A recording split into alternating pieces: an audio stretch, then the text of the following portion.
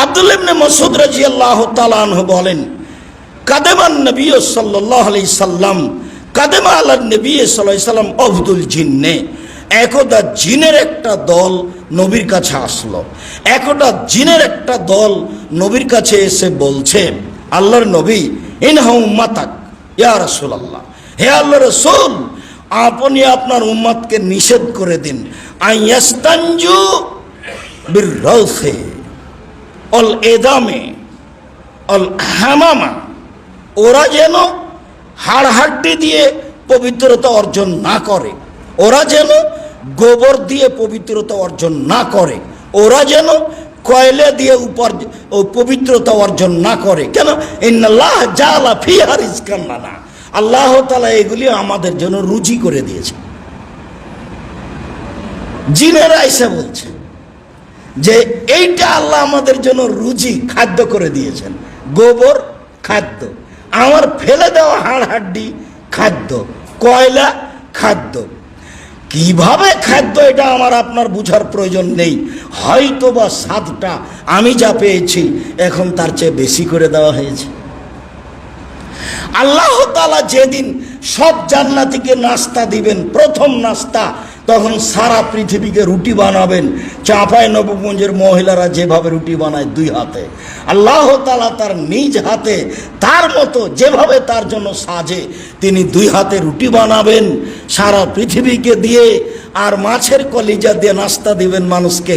তখন তো বুড়িগঙ্গার নদীর পানি থাকবে। তাহলে আর অবাক হওয়ার কি আছে? সেদিন এই স্বাদ থাকবে, আমরা হলাম আল্লাহর মেহমান, নাস্তার ব্যবস্থা তিনি করবেন, মানে যা তিনি পেশ করবেন তা পৃথিবীতে হবে, পরকালে হবে প্রথম খাদ্য, যা ভিন্ন ধরনের অবাক হবে।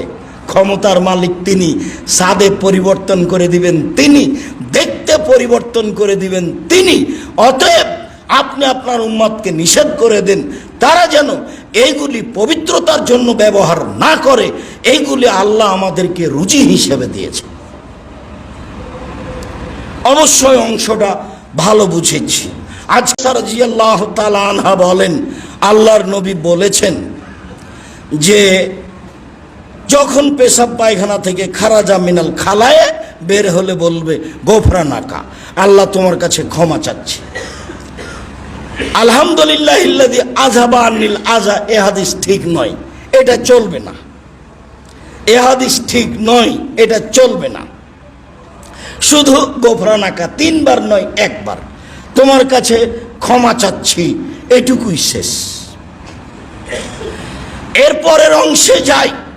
রাসূল সাল্লাল্লাহু আলাইহি ওয়াসাল্লাম পবিত্রতা অর্জন করার ব্যাপারে যে কথাগুলি স্পষ্ট করলেন, তার মধ্যে জরুরি কথা থাকলো যে বাম হাতে পবিত্রতা অর্জন করতে হবে।